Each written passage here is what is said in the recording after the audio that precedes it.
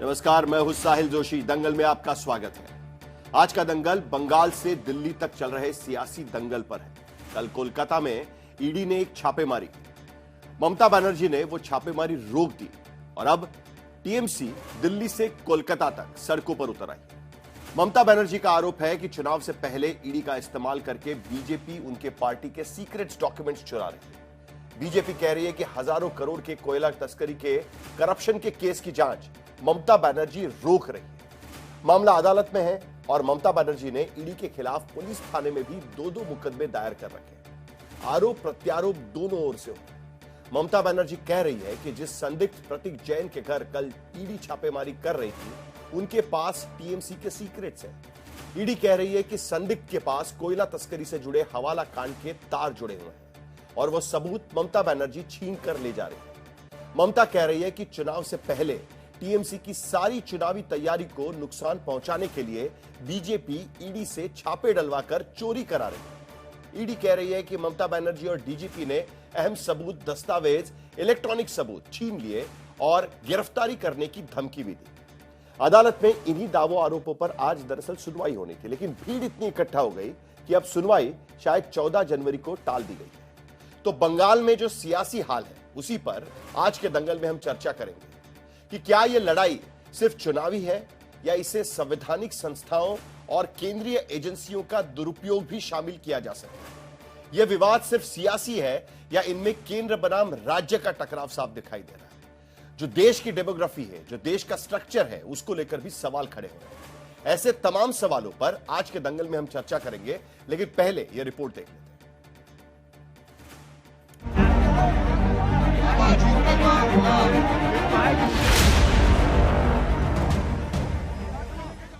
पश्चिम बंगाल में चुनाव से पहले ऐसा चुनावी बवाल खड़ा हुआ है कि सड़क से लेकर पुलिस थाने तक और पुलिस थाने से अदालत तक जंग छिड़ गई। जंग जो सियासी दलों के बीच होनी थी, तो उसमें एक सिरे पर टीएमसी खड़ी है, दूसरे सिरे पर ईडी। संग्राम ऐसा कि दिल्ली में टीएमसी के 8 नेताओं ने धरना प्रदर्शन शुरू कर दिया तो पुलिस ने उन्हें जबरन हटाया। थाने से टीएमसी के नेता वापस लौटे। तब तक दोपहर बाद कोलकाता में भी विरोध मार्च शुरू हो गया। हम लड़ेंगे और बंगाल जीतेंगे।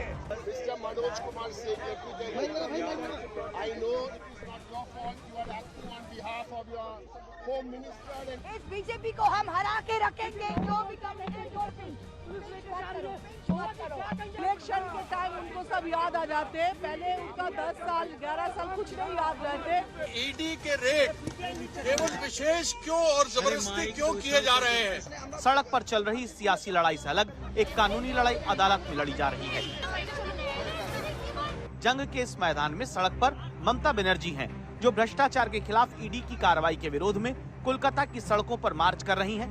जंग के इस मैदान में भ्रष्टाचार की जांच कर रही जांच एजेंसी ईडी अदालत की शरण में है, जिसे उसका काम करने नहीं दिया जा रहा।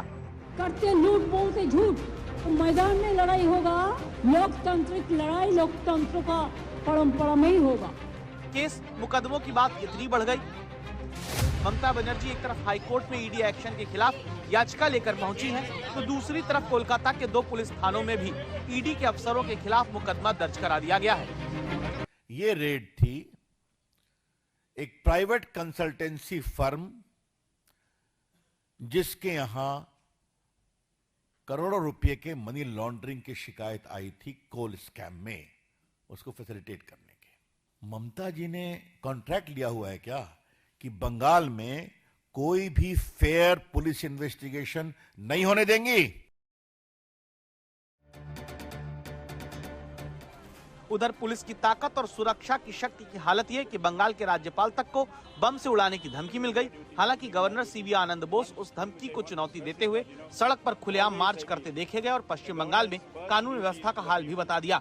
Last year, when I was in the field, all of you saw somebody was taking a bomb and throwing it in front of me.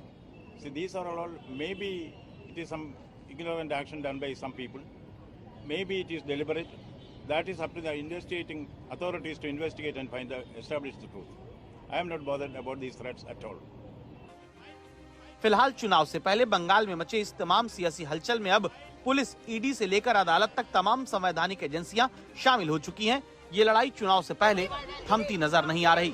Anupam Mishra, Kolkata, आज तक।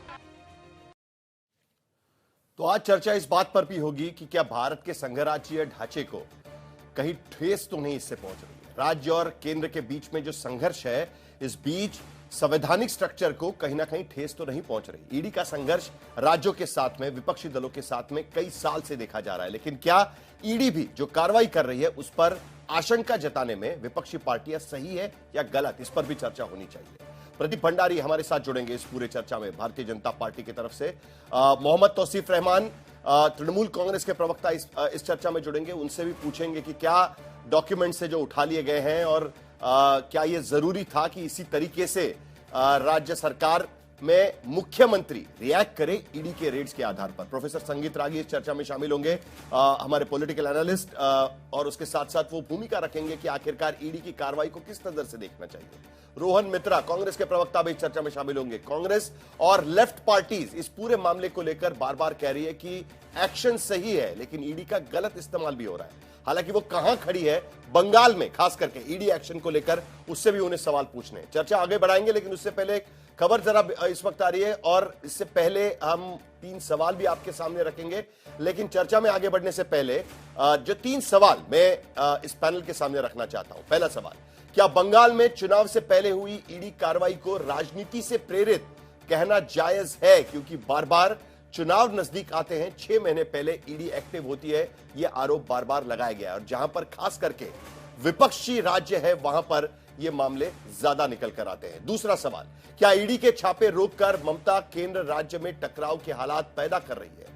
क्योंकि ममता बनर्जी ने जिस तरीके से ईडी के रेड के दौरान अपने डीजीपी को साथ में ले जाकर वहां पर कुछ कागजात अपने पास ले लिए, कुछ इलेक्ट्रॉनिक डॉक्यूमेंट्स ले लिए, उसको लेकर यह सवाल खड़ा हो रहा है। और तीसरा सवाल, क्या ममता बनर्जी पर भ्रष्टाचार को बचाने के चुनावी आरोप जो लगा रहे हैं वो बीजेपी के चुनावी आरोप सिर्फ चुनाव के लिए है या सचमुच में बीजेपी इस पूरे मामले को लेकर कुछ कार्रवाई करेगी? तमाम सवाल इससे जुड़े हुए हैं, लेकिन आगे बढ़ने से पहले एक बड़ी खबर इस वक्त हमारे पास आ रही है कि कोलकाता में इस वक्त ममता बनर्जी का भाषण चल रहा है। विरोध मार्च के बाद ममता बनर्जी ने कहा है कि ईडी के छापे के बाद उन्हें लगता है कि कोलकाता के लोग बगावत में बाहर निकल कर आए हुए हैं। जो लड़ाई कल ममता बनर्जी और उनके साथ में पुलिस मशीनरी जाकर ईडी के रेड के दौरान कर रही थी, उसी वक्त अब ममता बनर्जी ने सड़क पर उतरकर आंदोलन किया है। आज कोलकाता हाईकोर्ट पे भी भारी संख्या में टीएमसी समर्थक जमा हुए थे। ममता बनर्जी क्या कह रही है वो भी जरा सुन लेते हैं। उन्होंने कहा है कि लेफ्ट के राज में मौत का भी मुकाबला कर लिया है, कल फिर उनके ऊपर वैसा ही हमला हुआ है, ममता बनर्जी का आरोप है। आइए सुनते हैं ममता बनर्जी क्या कह रही है। এত ভিতর দল, ভিতর ডিম, আমরা বলতাম না ছোটবেলায়, ভীরু কাপুরুষ, প্যারামিলিটারি ফোর্স দিয়ে পুরো এলাকাটাকে দখল করে রেখে দিয়েছে। তোমার কি অধিকার আছে? তুমি ল এন্ড অর্ডারে ইন্টারফেয়ার করছো? আচ্ছা বলুন তো আপনারা, পিএম যদি মিটিং করতে যায়, পলিটিক্যাল মিটিং করলেও পুলিশের সিকিউরিটি থাকে না? যেহেতু আমি জেড প্লাস ভুলে যান, যা করে না কান কাটা, দোকান কাটার দল, জুমলা পার্টি, ঝামেলার পার্টি, হামলাকারী পার্টি, অত্যাচারী পার্টি, অনাচারী পার্টি, দুরাহারি পার্টি, দুরাচারী পার্টি, ব্যভিচারী পার্টি, স্বৈরাচারী পার্टी। प्रदीप भंडारी, अब सड़क पर उतरकर ममता बनर्जी आपके सामने खड़ी है, इतना आसान नहीं है वहां पर ईडी की रेड्स करना। विपक्षी राज्य है और वो सीधे सीधे कह रही है कि उनको जान से मारने की धमकी वहां पर दी गई।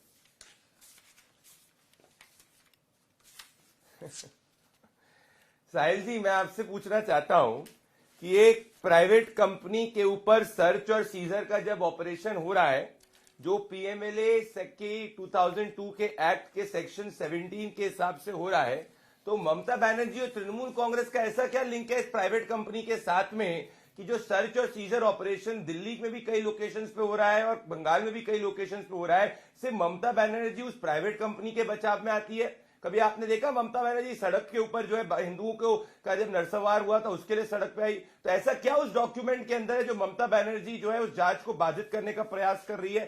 याद करिए, जब राजीव कुमार को सीबीआई ने पूछा था और उससे पूछताछ करी थी, तब ममता बनर्जी बाहर आई थी। फिर याद करिए किस तरीके से नारदा केस में मई 2021 में 4 तृणमूल कांग्रेस के नेताओं को सीबीआई ने गिरफ्तार करा था। ममता बनर्जी ने 6 घंटे तक सीबीआई के ऑफिशियल्स का घेराव कर दिया था और कलकत्ता हाईकोर्ट को स्टेप इन करना पड़ा और कहा मोबोक्रेसी है। तो आपसे मैं पूछना चाहता हूं कि भाई कोई लीगल लॉफुल एक्शन को अगर ममता बनर्जी बाधित करने का प्रयास कर रही है तो खुद प्रूव कर रही है जो कलकत्ता हाईकोर्ट ने 2021 में कहा था कि there is no rule of law of the ruler in Bengal. अगर तृणमूल कांग्रेस के नेता पे छापा होता, ममता बनर्जी पे छापा होता, अभिषेक बनर्जी पे छापा होता, उसको वो विंडेटा करती तो समझ में आता है। एक प्राइवेट कंपनी से ऐसा क्या रिश्ता है ममता बनर्जी का? क्या ममता बनर्जी को घबराहट है कि इस प्राइवेट कंपनी से जब पूछताछ होगी उसके डॉक्यूमेंट को खंगाला जाएगा? तो जो इतने स्कैम्स ममता बनर्जी और तृणमूल कांग्रेस ने बंगाल के अंदर करे हैं, क्योंकि ये एफआईआर तो 2020 की एफआईआर है, आज तो एफआईआर रजिस्टर नहीं हुई है और सिर्फ उस ऑफिस पे तो सर्च और सीजर का ऑपरेशन नहीं है। तो जब एक लीगल लॉफुल ऑपरेशन है उसमें ममता बनर्जी भ्रष्टाचार बचाओ रैली निकाल रही, इससे आप समझ सकते हैं कि ममता बनर्जी तृणमूल कांग्रेस घबरा चुकी है। क्योंकि जब इस प्राइवेट कंपनी से सर्च और सीजर का ऑपरेशन होगा तो तृणमूल कांग्रेस के कई भ्रष्ट नेताओं के जो सामने जो है दूध का दूध और पानी का पानी आ जाएगा। इसीलिए ममता बनर्जी कर रही है और बंगाल की जनता देख रही है कि बंगाल की जनता के लिए सड़क पे नहीं आई पर एक प्राइवेट कंपनी के लिए सड़क पे आई। इससे स्पष्ट हो चुका है कि बांग्ला विरोधी, बंगाल विरोधी ममता बनर्जी का कुछ और कुछ रिलेशन है तृणमूल कांग्रेस के नेताओं का, कुछ कल्यूजन है, कुछ करप्शन का कल्यूजन है इस प्राइवेट कंपनी के साथ में। और शायद टीएमसी का कोई बहुत बड़ा नेता जो ममता बनर्जी के करीबी है इससे लिंक्ड है, इसलिए ममता बनर्जी इतनी घबराई हुई है।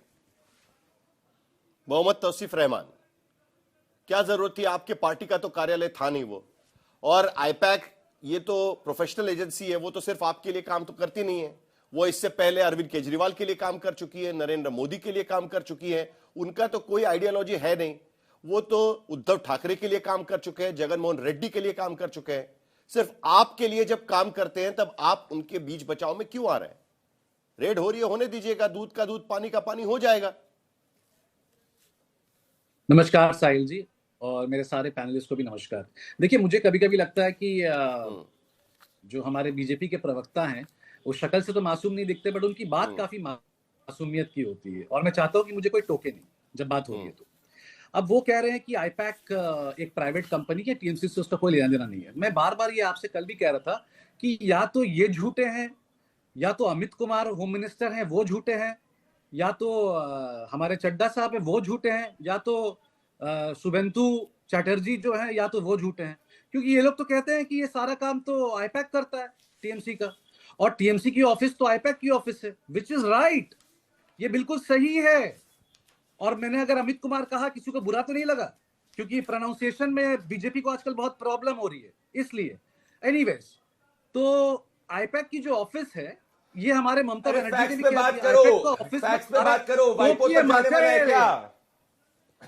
वाइपो भंडारी बीच में पहले बोल लो, पहले बीच में नहीं, सबको आज बोलने का मौका मिलेगा। देखिए, मैं नहीं, एक मिनट, नहीं, प्लीज, मैं दोनों को यह बात कहना चाहता हूं कि देखिए, बड़ा गंभीर मामला है। पहला गंभीर मामला तो यह है कि ईडी की कार्रवाई एक बार फिर वहां पर हो रही है और एक बार फिर सवाल उठ रहे हैं कि क्या राजनीतिक दृष्टि से इन्फोर्समेंट डायरेक्टरेट कार्रवाई कर रहा है, क्योंकि चुनाव के पहले हमेशा ईडी एक्टिव हो जाती है, यह बार बार आरोप लगता है। और दूसरी गंभीर बात यह है कि ईडी के कार्रवाई के दौरान वहां के राज्य की मुख्यमंत्री वहां के पुलिस फोर्स को लेकर ईडी के कार्रवाई के बीच में जाकर वहां से कागजात और बाकी सारी चीजें निकालकर बाहर निकल के आती है, और उसके बाद अदालत के भीतर भी इतनी भीड़ इकट्ठा होती है कि ईडी की पिटीशन पर वहां पर सुनवाई भी नहीं हो पाती। तो इसके लिए यह बहुत ही सीरियस और गंभीर मामला है। प्लीज एक दूसरे के बीच में मत बोलिएगा, लेकिन समय की सीमा होगी, मैं टोकूंगा तो रोकना होगा। तो सिर्फ रहमान अपनी बात को कम करिए। साहिल भाई सिर्फ आप टोकिए, बिल्कुल मैं रुक जाऊंगा। तो एनीवेज, आप कह रहे हैं कि ईडी का रेट पड़ा, ईडी का रेट 10 जगह पड़ा, ठीक है, और हमें उस 10 जगह से कोई मतलब नहीं है। हमें लाउडन स्ट्रीट से मतलब था, हमें आईपैक के ऑफिस से मतलब था, हमारी स्ट्रैटेजीज, हमारा सारा कैंडिडेट का प्रोबेबल्स नेम जो था वहां था। और एक बात सुन लीजिए, हम बार बार आपसे कह रहे हैं आईपैक हमारी आईटी की ऑफिस है, गोदरेज वोटर हाउस सेक्टर 5 में हमारा वहां काम होता है, और आपने वहां रेड डाला सुबह 6 बजे, जिसकी मंशा आपको साफ साफ समझ में नहीं आ रही है। अगर प्रतीक जैन के ऊपर आपको कोई भी कटाक्ष करना था, अगर कोई भी कंफ्यूजन था, प्रतीक जैन को आप बुला सकते थे, समन दे सकते, सब कुछ कर सकते थे, मगर आपने नहीं किया। अभी भाजपा के प्रवक्ता ने लेटर एक फोटो दिखाया कि ममता बंदोपाध्याय वहां पर बैठी थी एक और प्रदर्शन में 5 साल पहले, बिल्कुल सही बैठी थी।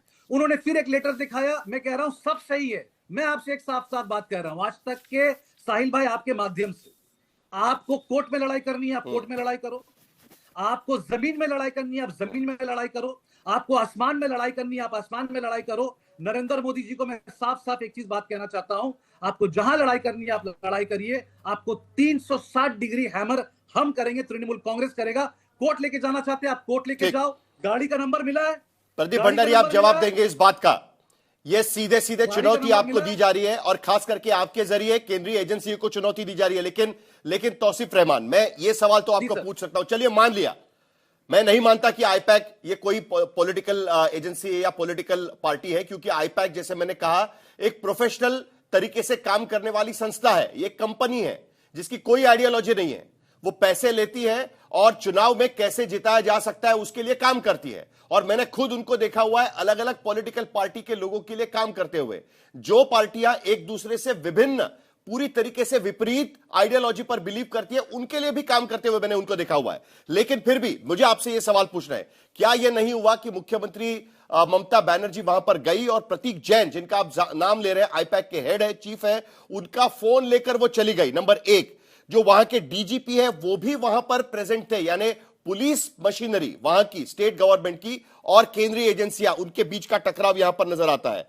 उसके बाद जो पंचनामा वहां पर हो रहा था, वहां पर कोई भी रिकवरी नहीं दिखी और ईडी ऑफिशियल्स को वो अरेस्ट कर सकते थे, यह भी उनके तरफ से कहा गया है। ईडी के लोग यह भी कह रहे हैं कि वहां से जेड सिक्योरिटी के ऑफिशियल्स को साथ में लेकर मुख्यमंत्री वहां पर पहुंची थी और वहां से महुआ मोइत्रा एक्स नाम की कोई फाइल लेकर चली गई, वह उनका हार्ड डिस्क लेकर वहां से चली गई, इलेक्ट्रॉनिक एविडेंस। आपको पता है कि हर चीज का पंचनामा होता है, अदालत में जाकर उनको रखना पड़ता है। आपके पास अदालत का दरवाजा खटखटाने का वक्त था, जो आपने किया भी, फिर ये सब करने की क्या जरूरत थी? साहिल भाई बहुत बहुत शुक्रिया। एकदम 40 सेकंड में खत्म कर दूंगा। आपने आईपैक के बारे में बताया, उसके आइडियोलॉजी के बारे में बताया, उसके प्राइवेटाइजेशन के बारे में बताया, बिल्कुल सही है। 2020 में इलेक्शन से पहले यही कोल स्कैम को लेकर अभिषेक बनर्जी से पूछताछ हुई थी, इलेक्शन के 4 महीने पहले। अब मैं आपसे एक बात पूछना चाहता हूं साहिल भाई, आप ये बताइए 2020 में आईपैक का जो मेन करता धरता था वो प्रशांत किशोर थे। क्या प्रशांत किशोर से सवाल जवाब होगा? क्योंकि आज प्रशांत किशोर बिहार में बैठे हुए हैं। प्रशांत किशोर का जो हाथ हैंड टू हैंड चल रहा है मोदी जी के साथ, क्या उनके साथ सवाल जवाब होगा? नहीं होगा, क्योंकि वो प्रशांत किशोर से नहीं पूछेंगे। 2020 की बात थी ना, इसलिए। अब आप मुझसे पूछ रहे हैं कि ममता बनर्जी वहां से फोन ले गई, ममता बनर्जी वहां से फाइल ले गई। मैं आपसे अब ये कह रहा हूं, we will see you in court. अब आपको जो करना है हमारे साथ करिए। आप हमें कोर्ट मेरे कॉलर पकड़ के घसीटते हुए ले जाइए, वहां कोर्ट जो फैसला करेगा सलाखों पे। हमने जो किया बिल्कुल सही किया। हम कोर्ट पे लड़ाई करेंगे, आसमान में लड़ाई करेंगे। ये बात याद रखिएगा, कल अदालत ने बोला कि आपने गलत किया, तो उसके बाद ये मत बोलिएगा कि अदालत भी उनको बिका हुआ है। तौसीफ रहमान, ये बात याद रखिएगा कि आप इस चर्चा के दौरान साफ शब्दों में कह रहे हैं कि जो अदालत में होगा वो मान लिया जाएगा। मैं आपका विरोध समझ सकता हूं, लेकिन केंद्रीय जो बोलना है साहिल जी एकदम क्लियर याद रखिएगा इस बात को, ठीक है? प्रदीप भंडारी, आपका जवाब है, उसके बाद मुझे आपसे भी सवाल पूछना है। चलिए, थैंक यू। ठीक है प्रदीप भंडारी, चलिए। देखिए, मैं कहता हूं कि तृणमूल कांग्रेस के प्रवक्ता और तृणमूल कांग्रेस भी दिखने में तो बड़े मासूम होते हैं, पर ये महाचोर हैं। ये बंगाल की जनता कहती है कि महाचोर इस वक्त इसीलिए घबराए हुए हैं क्योंकि वो प्राइवेट कंपनी पे सर्च और सीजर से तृणमूल कांग्रेस के नेताओं का भ्रष्टाचार एक्सपोज होगा। मैं आपसे पूछता हूं साहिल भाई, और आपके जरिए देश से पूछता हूं, क्या तृणमूल कांग्रेस निर्धारित करेगी कि इन्फोर्समेंट डायरेक्टरेट क्या फाइल ले जा सकती है, क्या नहीं ले जा सकती? संविधान की कौन सी धारा में लिखा है और कौन से कोर्ट के जजमेंट ने बोला है कि तृणमूल कांग्रेस की प्राइवेट प्रॉपर्टी का इन्फोर्समेंट डायरेक्टरेट पीएमएलए एक्ट के सेक्शन 16-17 के हिसाब से चलती है? क्या ममता बनर्जी देश के कानून के ऊपर है क्या, जो आप बात करते हैं? क्या बंगाल के अंदर कानून का शासन नहीं चल रहा, शरिया चला रहे हैं क्या? कि जब देखो ममता बनर्जी आ जाएगी और तृणमूल कांग्रेस आ जाएगी, जो निर्धारित करेगी क्या वहां पे कानून की व्यवस्था नहीं चल सकती? और कलकत्ता हाईकोर्ट ने जब कहा था रूल ऑफ लॉ नहीं लॉ ऑफ द रूलर चल रहा है, कलकत्ता हाईकोर्ट को धमकाने लग गए थे, अलग अलग करके जजमेंट दूंगा।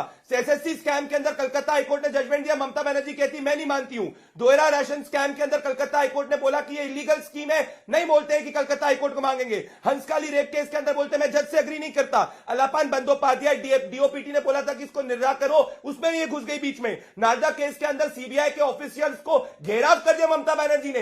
ऐसा काम जो है ये तो महाजंगल राज वाले करते हैं, एक नहीं अलग अलग बार है। तो मैं आपसे पूछता हूं साहिल जी, अगर यही प्रेसिडेंट देश में रहा तब तो हर राजनीतिक दल घेराव करना शुरू कर देगा एनफोर्समेंट डायरेक्टोरेट का, ये तो संविधान का उल्लंघन हो जाएगा। मैं वापस से पूछूंगा, अगर हाइड नहीं करना था, कोर्ट का ही मामला था, तो गए क्यों फाइल और डॉक्यूमेंट लेने? डायरेक्ट कलकत्ता हाईकोर्ट में चले जाते ना। अगर ईडी ने गलत किया है, कलकत्ता हाईकोर्ट में पिटीशन करते, वहां भी आपने जाके हड़कंप मचाया, आपने हियरिंग नहीं होने दी क्योंकि 4 दिन तक आप विक्टिम कार्ड खेलना चाहते थे। बंगाल की जनता देख रही है, घबराए हो, लड़खड़ा रहे हो, बंगाल की जनता के लिए नहीं एक प्राइवेट कंपनी के लिए खड़े हुए हो। भ्रष्टाचार चला है, ये आप जवाब दीजिए इस बात का। मैं आपसे पूछता हूं, आप जवाब दीजिए इस बात का।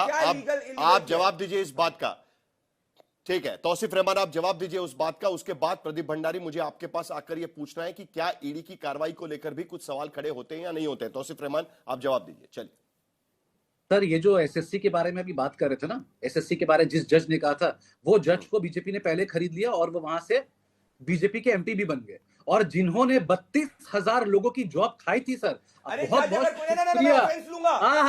ये देखिए, नहीं बोलने देंगे, लॉ का वायलेशन है क्या? भ्रष्टाचार दिया क्या? ये एक्सपोज हो गए, ये एक्सपोज हो गए, ये एक्सपोज हो गए। जो जज इनके खिलाफ अगर एक जजमेंट देगा वो बिका हुआ जज है। ये शरिया वाले, अरे वो आपके बीजेपी के एमपी बन गए। ममता बनर्जी के हिसाब से चले वो जज सही है, जो जज ममता बनर्जी के खिलाफ चले वो गलत है। अरे तो खरीदा क्या? तुम्हारे इतने सारे नहीं उठा के बने क्या? एक्टरों को नहीं बनाते क्या? तृणमूल कांग्रेस में ऑफिशियल्स को नहीं बैठाते क्या? अलोपान बंदोपाध्याय को पैसे दिए थे क्या? लेकिन ये बात सही है, एक्सटेंशन देके एडवाइजर मुख्यमंत्री। चलिए, क्या ये बात सही है? प्रदीप भंडारी, एक मिनट, हम लोग कोई इन्फरेंस ड्रॉ नहीं करेंगे। जो घटना हुई है वो घटना बताएंगे हम। ये बात ठीक है कि जो जजमेंट देने वाले जज है वो आज सांसद है, ये बात भी ठीक है। लेकिन फिर भी वो जब जजमेंट हुआ था तब तो हाईकोर्ट का जजमेंट था। चलिए, बात वहां पर सही है। लेकिन प्रदीप भंडारी, ये बात को लेकर भी हमें बात करनी चाहिए, टाइमिंग को लेकर बात करनी चाहिए, क्योंकि कई बार सवाल यह भी उठता है, क्यों ऐसा लगता है इनको कि भाई आप जानबूझकर चुनाव से पहले ये सब करने की कोशिश क्यों करते हैं? ऐसा क्यों लगता है उनको बार बार? क्यों ऐसा लगता है?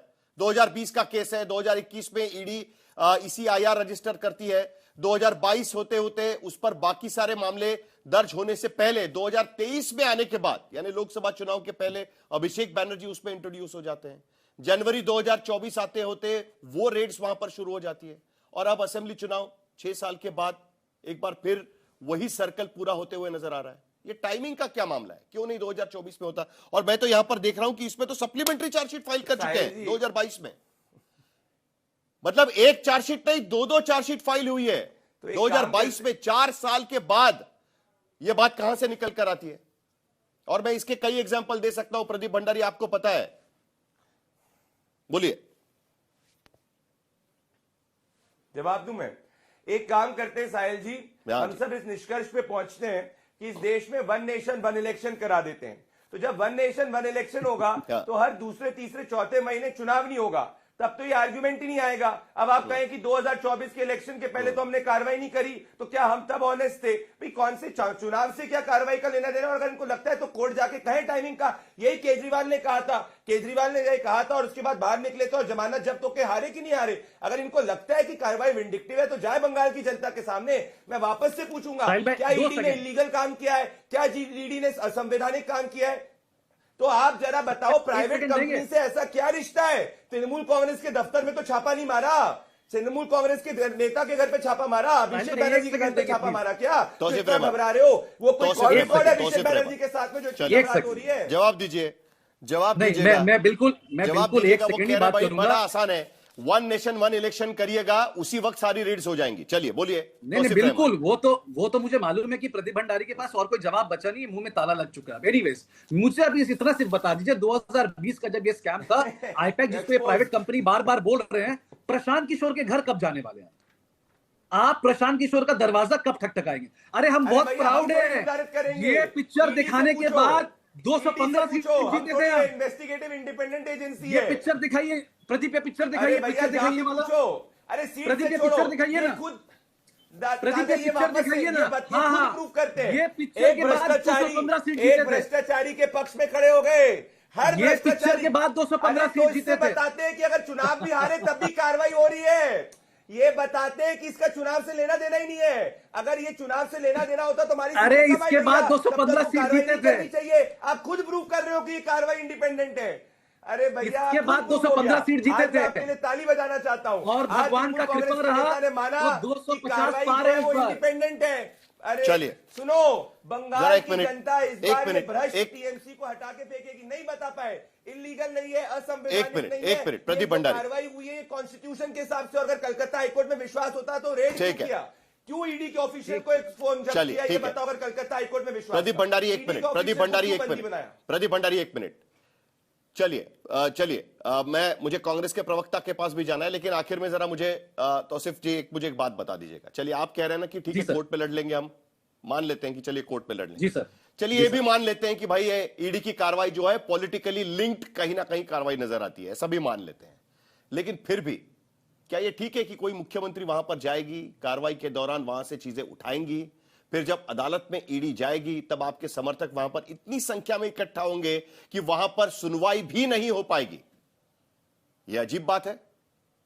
अगर आपको हाईकोर्ट पे भरोसा है तो करने दीजिए सुनवाई होगी, उसका फैसला हो जाएगा। मान लीजिए अगर आपके पास सुप्रीम कोर्ट जा सकते हैं आप। ईडी जो है साहिल भाई, आपका सवाल जो है सराखों पर है। ईडी जो है, इलेक्शन कमीशन, ईडी और सीबीआई वो बन चुका है भाजपा का चौथा चक्का।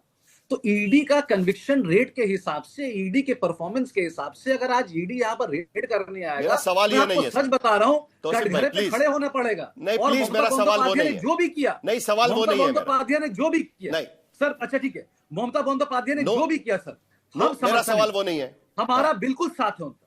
She has done the right thing, the court will decide, the court will take their own action. और सर एक बात सुनिए, अरे लेकिन अदालत में सुनवाई भी नहीं होने दे रहे आप। They did not let नहीं, the अरे court हम अदालत के भीतर जिस तरीके से आपने भीड़ लगा के रखी, You are afraid. कैसे हियरिंग होगा? कार्ड खेलना चाहते हो। आज कोर्ट ने क्या बोला है? देखिए, कोर्ट ने आज क्या बोला यहां पर कि हम सुनवाई नहीं कर सकते। यहां पर वकील वहां पर नहीं जा पा रहे अदालत के सामने, कैसे सुनवाई होगी बताइए आप मुझे। सर देखिए, क्योंकि भाजपा के पास सर लोग नहीं है, गिन चुन के 25-26 कुछ लोग हैं बंगाल में। अब ममता बंदोपाध्याय इतनी बड़ी चीफ मिनिस्टर है, हमारे कार्यकर्ता अब क्या करेंगे सर? वो ये बड़ा खतरनाक खेल हो रहा है, उनका प्यार है। तौसीफ भाई, ये बड़ा खतरनाक खेल हो रहा है। ये क्या ये बात नहीं, ये बात आपको धमका रहे हैं। नहीं, ये बड़ा खतरनाक खेल हो रहा है।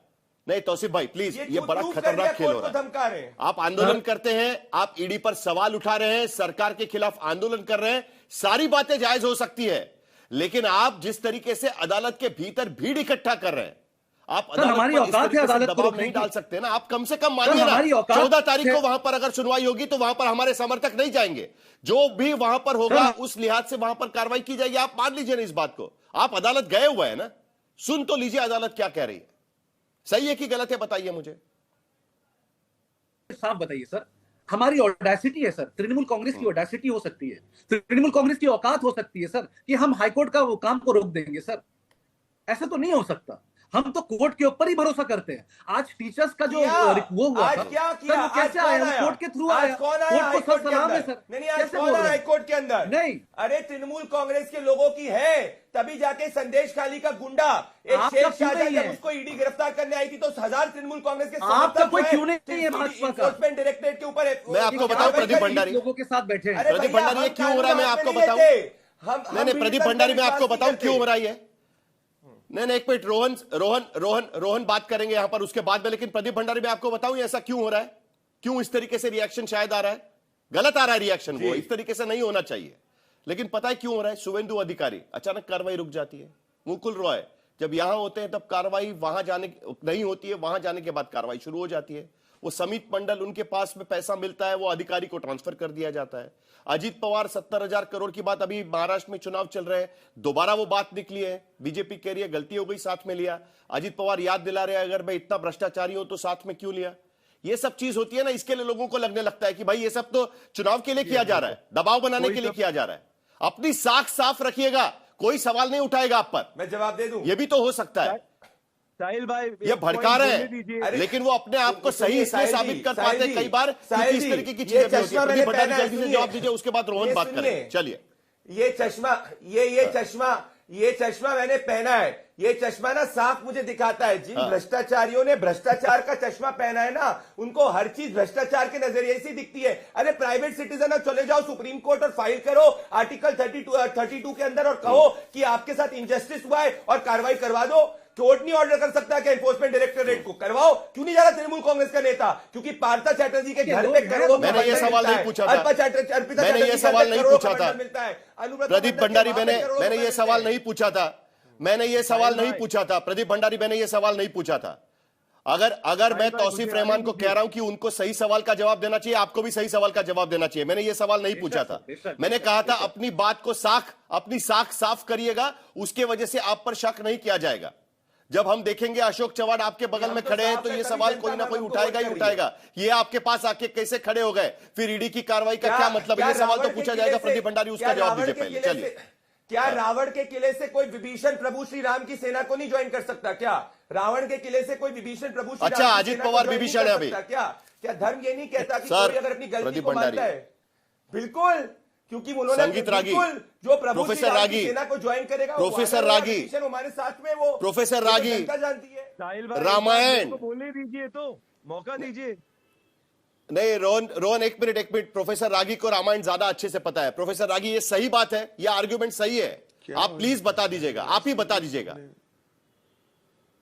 प्रोफेसर रागी आपको आवाज आ रही है मेरी? संगीत रागी जी को जरा कनेक्ट करवाइए, जरा उनके पास जाना है, उन्होंने सुना है कि नहीं पता है। रोहन मित्रा आप बताइएगा। विभीषण है, विभीषण। नहीं, मेरे को जो बात मैं बोलना चाह रहा हूँ, आधा घंटा शो के बाद आप भी बोल दे रहे हैं, इसलिए प्रॉब्लम हो जा रहा है। देखिए, मैं बाहर का स्टेट का कुछ नहीं बोलने वाला हूँ, बंगाल के बोलने वाला हूँ, 4 नाम बोलने वाला हूँ। मुकुल रॉय, मिठुन चक्रवर्ती, शुभेंदु अधिकारी, तापस रॉय, 4 नाम। मैं इसमें कोई दौरा ही नहीं है कि तृणमूल में करप्शन हो रहा है। ये हम लोग 2014 से देख रहे हैं। शारदा, नारदा, रोज वैली, आप नारदा का स्कैम तो निकला था, देखिए तृणमूल भी बोलता है कि नारदा एक मिनट रिपीट करिए। तृणमूल कांग्रेस के इसमें करप्शन हो रहा है कि नहीं हो रहा है? कांग्रेस की भूमिका क्या है? तृणमूल कांग्रेस के राज में करप्शन हो रहा है कि नहीं हो रहा है?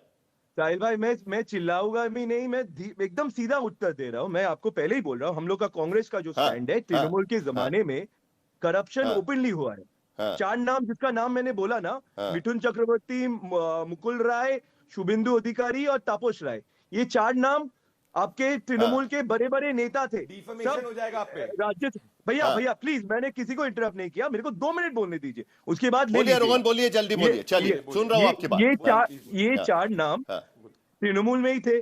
करप्शन तृणमूल के जमाने में ही हुआ, तृणमूल का ही जमाना चल रहा है अभी भी। ये 4 नाम को ईडी, सीबीआई सब बुलाए, और ये 4 नाम आज बीजेपी में उनके स्टार कैंपेनर से शुरू होके लीडर ऑफ ऑपोजिशन से लेके वाइस प्रेसिडेंट सब कुछ है।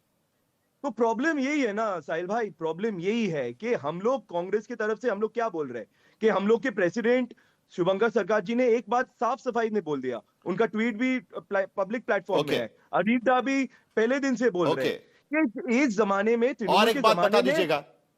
हाँ, तृणमूल के जमाने में चोरी एकदम और एक बात बता दीजिएगा, जो ममता बनर्जी ने आज किया वो सही था? नहीं, ये बात भी बता दीजिएगा। रेड के दौरान घुसकर वहां से एविडेंस लेकर वो चली गई, वो सही किया कि गलत किया?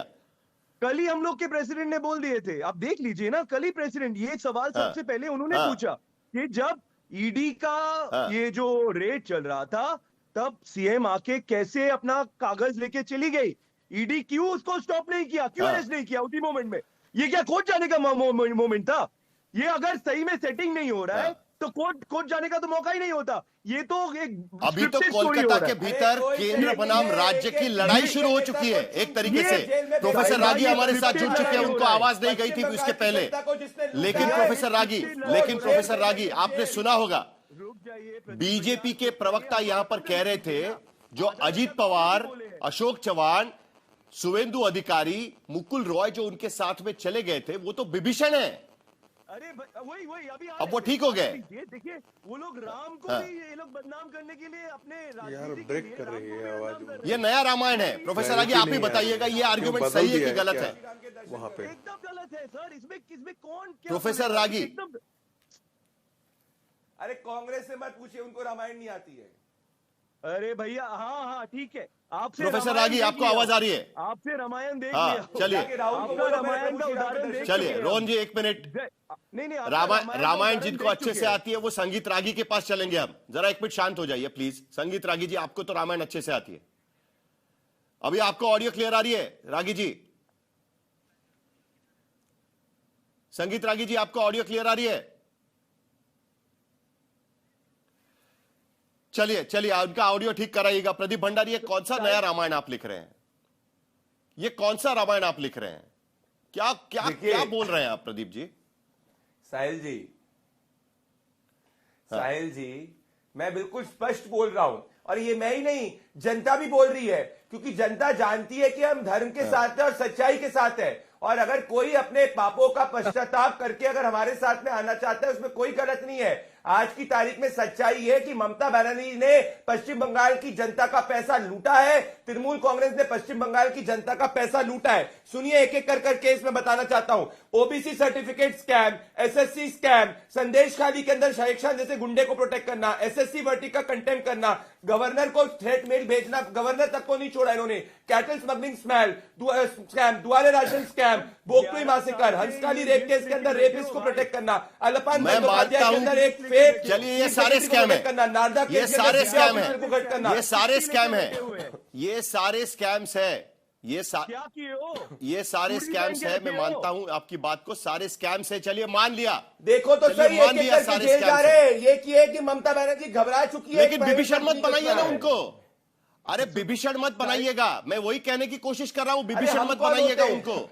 साहिल भाई, अरे मौका मत दीजिए उनको विभीषण बनने का। हम किसी को विभीषण नहीं बनाते, जनता बनाती है। जनता कल आईपैड के साथ काम नहीं करेंगे बोल दीजिएगा। हम बंगाल की जनता के सामने नमन करते हैं, कभी जिंदगी में काम नहीं करेंगे हम। चलिए प्रोफेसर रागी, फाइनली प्रोफेसर रागी हमारे साथ जुड़ चुके हैं। संगीत रागी जी, अरे एक मिनट, अभी संगीत रागी जी की एंट्री हो चुकी है, जरा उनको बोलने दीजिएगा। संगीत रागी जी मुझे एक बात बताइएगा, आपने रामायण की नई व्याख्या सुनी। मैंने जब सवाल पूछा कि भाई अजीत पवार, अशोक चौहान, ये सारे लोग क्या है, तो बीजेपी के प्रवक्ता कहते हैं कि भाई रामायण में जिस तरीके से विभीषण हमारे साथ में थे, राम के साथ में थे, उसी तरीके से वो बीजेपी के साथ में है। ऐसी व्याख्या के साथ जाएंगे तो ईडी पर कैसे भरोसा होगा? आप बताइए मुझे, आपने सुनी होगी डिबेट पूरी। साहिल, यदि कोई सीए काम कर रहा हो ममता बनर्जी के लिए, तो उस सीए के खिलाफ छापा नहीं पड़ना चाहिए। यदि कोई इंजीनियर काम कर रहा हो तो उसके घर में भी छापा नहीं पड़ने चाहिए। वकील उनके लिए काम कर रहा हो, वकील की कोई एजेंसी काम कर रही हो, फर्म कोई काम कर रहा हो, तो उनके खिलाफ छापा नहीं पड़ना चाहिए, नहीं तो ममता बनर्जी वहां कूद पड़ेंगी। एक मुख्यमंत्री का इससे ज्यादा असभ्य, अमर्यादित व्यवहार मैंने कहीं नहीं देखा है। भारत की राजनीति को पिछले 40 साल से तो मैं देख रहा हूं, 40 से ज्यादा हो गया होगा, करीब 45 साल से मैं देख रहा हूं, पढ़ रहा हूं, सुन रहा हूं, बट इस प्रकार की असभ्य मर्यादा का हमने व्यवहार किसी मुख्यमंत्री से नहीं देखा था। रेपिस्टों के लिए सड़क पर नहीं उतरती हैं, घुसपैठी हुए जिहादियों के लिए सड़क पर नहीं उतरती हैं, हिंदुओं के हत्यारों के खिलाफ सड़क पर नहीं उतरती हैं, राम को मुसलमान कह दें उनके खिलाफ अपने कोई काम नहीं करती हैं।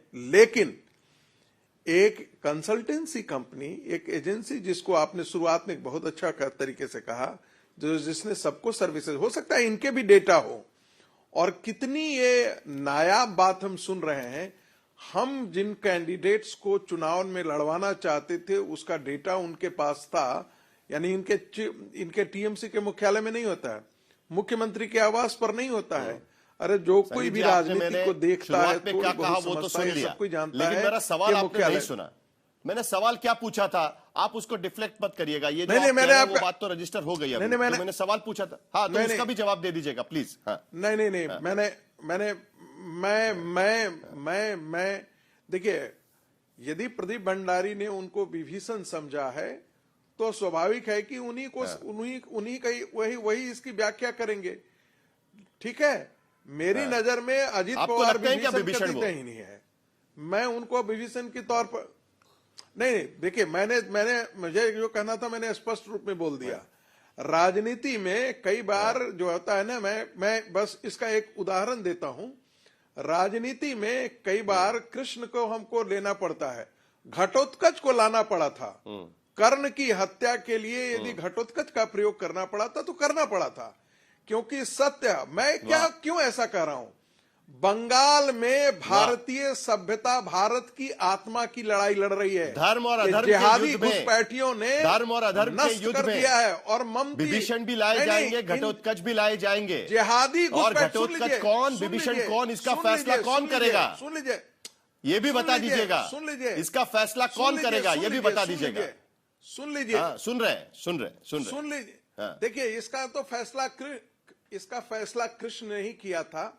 महाभारत का हर पात्र छल से मारा गया था, क्योंकि छल से उनकी मृत्यु आवश्यक थी, सत्य की विजय के लिए आवश्यक थी। भारत की आत्मा को जिंदा रखने के लिए, बंगाल और भारत की सनातन सभ्यता को जिंदा करने के लिए, जिहादियों से मुक्त करने के लिए, बंगाल को, हिंदुओं को इकट्ठित और सुरक्षित रखने के लिए और चुनाव जीतना बहुत आवश्यक है। और वो अजीत पवार, ये बिल्कुल जीतना आवश्यक है। सुन लीजिए, मैं जरा आंकड़े आपके सामने रख देता हूं। संगीत रागी जी, अब मैं आंकड़े आपके सामने रख देता हूं। जो घटोत्कच और विभीषण जो इकट्ठा किए गए हैं, उन घटोत्कच और विभीषणों पर 2015-16 में 10 केसेस किए गए थे, कन्विक्शन हुआ 0, क्योंकि वो घटोत्कच और विभीषण बन गए। 2016-17 में 14 केसेस किए गए थे, उसमें से कन्विक्शन हुआ 1, क्योंकि उसमें से कई लोग घटोत्कच और विभीषण बन गए। 2017-18 में ऐसे केसेस किए गए थे 7, लेकिन कन्विक्शन हुए 0, क्योंकि वो घटोत्कच और विभीषण बन गए। 2018-19 में केसेस हुई थी 11, लेकिन कन्विक्शन हुए 0, क्योंकि वो घटोत्कच और विभीषण बन गए। 2020 और 2021 में केसेस हुई थी 27, लेकिन कन्विक्शन हुए 0, क्योंकि वो घटोत्कच और विभीषण बन गए। 2021 और 2022 में केसेस हुई थी 26, लेकिन कन्विक्शन हुए 0, क्योंकि वो घटोत्कच और विभीषण बन गए। कितने घटोत्कच और विभीषणों को मिलाकर सेना बनाएंगे सर? कभी कभी सुग्रीव या बाकी सारे लोगों के साथ में भी सेना बनाइएगा, जो आपके साथ में पहले से खड़े हुए हैं। वानर सेना भी आपको चाहिए, सिर्फ घटोत्कच और विभीषणों से सेना नहीं बनती। संगीत रागी जी, इस पर भी जवाब दे दीजिएगा, उसके बाद में चलूंगा प्रदीप भंडारी के पास में। चलिए रागी जी।